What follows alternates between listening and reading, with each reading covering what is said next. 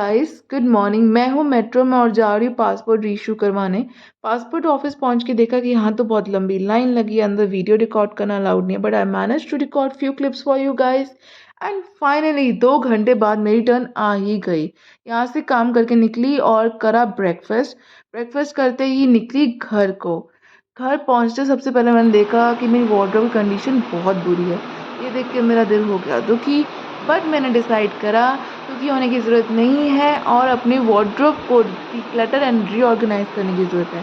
तो मैंने सोचा कि आज हम चाहे कुछ भी हो जाए, मैं अपनी वार्डरोब को डिक्लटर करूँगी और उसको रीऑर्गेनाइज करूँगी। तो मैं करने लग गई ये काम। सबसे पहले मैंने सारे क्लोथ्स को निकाल के रख दिया बेड पे और उनको अच्छे से फ़ोल्ड करती गई। अब मेरा आइडिया ये है कि मैं सारे क्लोथ्स को अच्छे से फ़ोल्ड करके सेक्शन बना दूँगी। फिर उनमें से वो कपड़े निकाल दूँगी जो कि अब मेरा पहनने का मन नहीं है या जो कि पुराने हो गए हैं या कुछ भी यूज़ नहीं हो सकते। और फिर जो उनमें से अच्छी कंडीशन में होंगे उनको मैं डोनेशन के लिए रख दूँगी एंड बाकी को मैं डिक्लटर के लिए रख दूँगी। तो मैं और same goes with handbags and accessories. Accessories का भी मैं यही करूँगी कि जो मेरे को अब नहीं पहननी है वो भी मैं निकाल दूँगी एंड वो भी डोनेशन के लिए रख दूँगी। हैंडबैग्स भी सारे एक्चुअली मेरे तो अच्छी कंडीशन में ही होते हैं, बट अब जिससे मैं बोर हो गई हूँ वो भी मैं डोनेशन के लिए निकाल दूँगी। तो यहाँ पे मैं कर रही थी सारे क्लोथ्स को फ़ोल्ड एंड मैंने ये सोचा कि जो सारे क्लोथ्स मैंने डिक्लटर कर दिए उनको मैं एक अच्छे से जो डोनेशन के लिए उनको अच्छे से पैक करके रख दूँगी साइड पे, और जो डिक्लटर वाले हैं उनको भी पॉली बैग्स में पैक करके साइड पे रख दूँगी अपने स्टोर रूम में। अब क्लीन गर्ल एथिक्स, ये आज का जो टाइटल है वीडियो का, तो मैंने सोचा कि आपके साथ पहले शेयर करूं कि बाय व्हाट आई मीन, कि इस टाइटल से मैं क्या मीन करती हूँ। So basically bye clean girl routine मेरी अंडरस्टैंडिंग ये है, a girl who Yeats clean, who keeps her self clean and who keeps her surroundings clean. तो अब इसमें एक क्लीन गर्ल रूटीन में हमें क्या करना है, हमें अच्छी और बैलेंस डाइट खानी है, ठीक है। हमें अपने आप को क्लीन रखना है सेल्फ केयर के थ्रू, और हमें अपने आसपास की सराउंडिंग्स को क्लीन रखना है, बेसिकली अपने घर को साफ़ सुथरा रखना है। अब इस रूटीन की मैंने नेट पे पढ़ा था, काफ़ी पॉजिटिव इफ़ेक्ट्स होते हैं कि हमारा मूड अच्छा रहता है, हम पॉजिटिव रहते हैं और एक कामिंग सा इन्वायरमेंट बना रहता है, स्ट्रेस लेस होते हैं हम, ठीक है। हमें किसी भी टाइप का स्ट्रेस नहीं होता है। और मैंने भी सोचा कि अगर किसी रूटीन के इतने पॉजिटिव इफ़ेक्ट्स हैं तो उसको ट्राई करते हैं। तो आज था डे 1 क्लीन गर्ल रूटीन का, और मैंने सोचा कि डे 1 के साथ ही आपके साथ फॉलो करते ही आपके साथ सबसे पहले शेयर करूँगी, ताकि मैं और मेरी यूट्यूब फैमिली एक ही टाइम पे एक रूटीन को फॉलो कर पाएँ।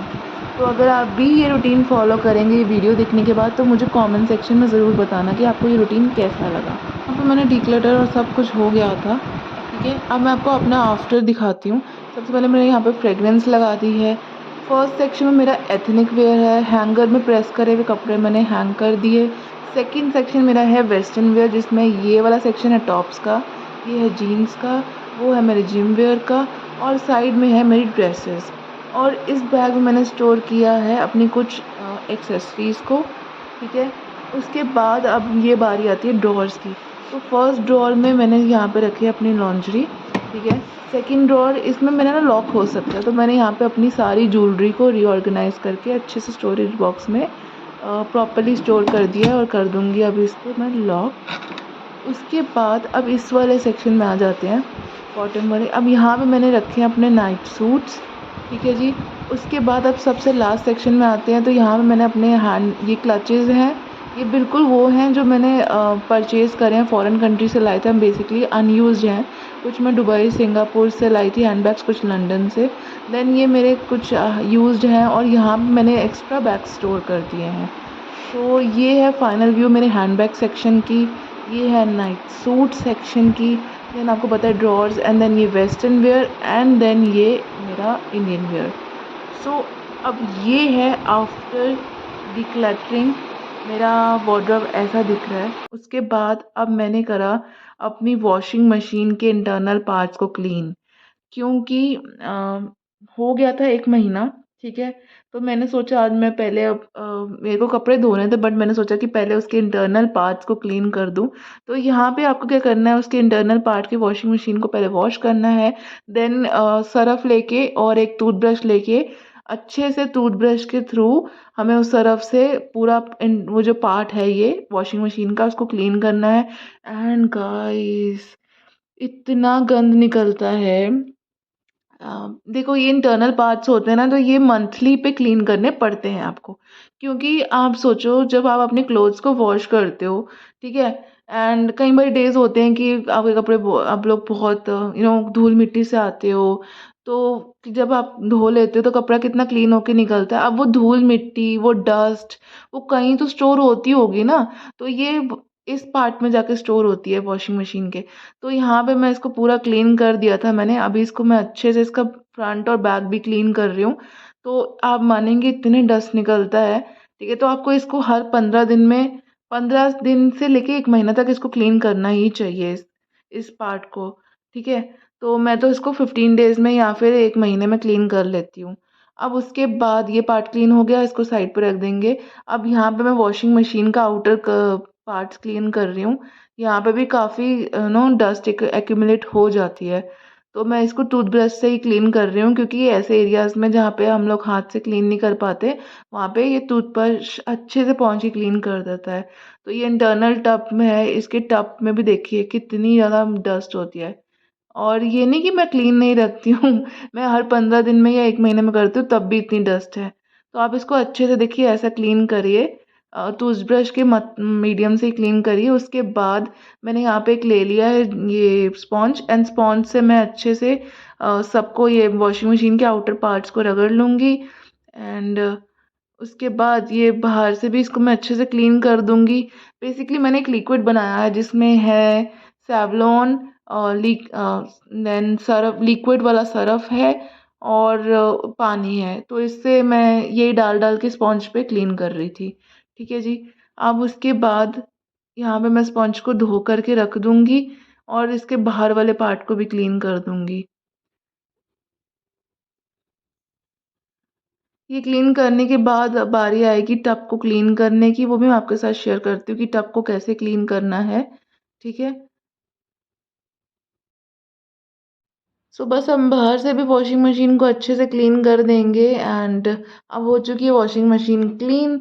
तो बस अब मैं स्पंज को धो के साइड पर रख दूँगी। अब बारी आती है टब को क्लीन करने के लिए। तो टब को क्लीन करने के लिए मैं यूज़ करती हूँ हार्पिक। अब टब में अच्छे जेनरस अमाउंट में हार्पिक को डाल देना है, एंड फिर उसके बाद लिड को क्लोज़ कर देना है वॉशिंग मशीन की, और टाइमर हम सेट करेंगे फॉर 48 मिनट्स। 48 मिनट्स बाद अपने आप मशीन ऑफ हो जाएगी। अब मैं जा रही थी बाहर, तो मैंने सोचा get ready with me, shoot कर लूँ।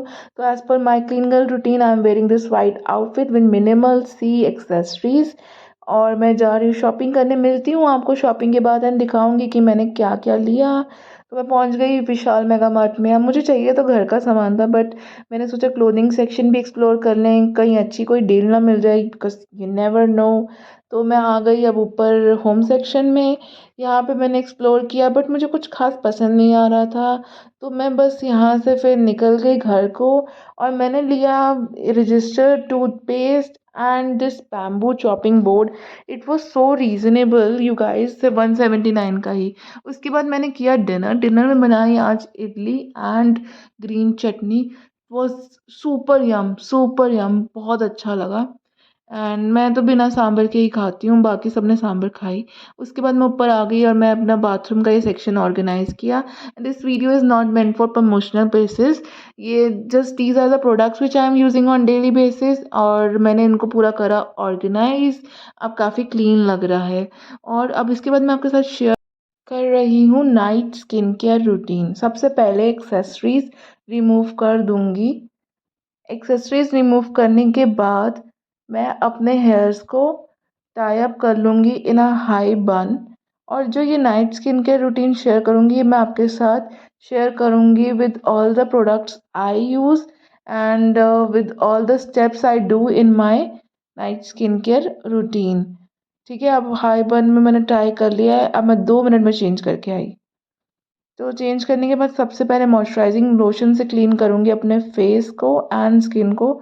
इससे सारा मैं बिल्कुल मेकअप रिमूव कर दूँगी। You can use makeup remover as well but I am using moisturising lotion. इसको पैट करके सर्कुलर मोशंस में क्लेंस करना है अपनी स्किन को ऐसे, एंड नेक को भी क्लीन कर लेना है। देखिए कितना मेकअप रिमूव होता है। उसके बाद अब मैं यूज़ कर रही हूँ रोज़ वाटर। सेम पैट करके अपनी स्किन पे सर्कुलर मोशन में इसको अप्लाई करना है फेस एंड नेक पे। ऐसे ही नेक पे देखिए ऐसे अप्लाई करना है सर्कुलर मोशन में। इससे डस्ट निकल जाती है एंड टैनिंग। अब फेस वॉश के लिए मैं यूज़ करूँगी ये फॉर्मिंग फेस वॉश। आप चाहे तो हैंड से भी मसाज कर सकते हैं, but you need to massage your face for 5 minutes in circular motions because that promotes better skin, better glowing skin and better blood circulation। तो ऐसे ही हमें मसाज करना है फॉर 5 मिनट्स अपने फेस को under the eyes and everything. Face wash करने के बाद यूज़ करना है फेस सिरम। आप अपने स्किन के कंसर्न के अकॉर्डिंग फेस सिरम को सेलेक्ट कर सकते हैं। इसको वैसे पैट ड्राई करना है फेस पे, ठीक है। अब उसके बाद मैं यूज़ कर रही हूँ lip balm for lip nourishment. Lip balm के बाद अब मैं यूज़ करूँगी ऑलिव ऑयल अपनी आई लैशेज़ एंड आईब्रोज पे। सबसे पहले अपने हाथ पे थोड़ा सा ऑलिव ऑयल लेना है, उसमें एक ईयरबड को डिप करना है and with the help of this earbud मैं अप्लाई कर दूँगी ऑलिव ऑयल अपनी आई लैशेज़ पे। एंड बस ऐसे ही अप्लाई करना है हल्का सा प्रोडक्ट लेके, ठीक है। उसके बाद सेम ईयरबड से आपको अप्लाई कर देना है ऑलिव ऑयल अपने आईब्रोज पे। इनसे आईब्रोज की ग्रोथ भी अच्छी रहती है। और अब जो प्रोडक्ट थोड़ा सा रह गया है इससे मैं अपने लेंस में अप्लाई कर दूंगी। इससे हमारी लेंस स्मूथ रहती है एंड कम फ्रिजी हेयर रहते हैं। आई होप कि आप सबको आज की वीडियो पसंद आई हो। अगर आपको वीडियो पसंद आई तो हो please like share and subscribe to my channel. Love and support means a lot to me. Till then take care, bye bye.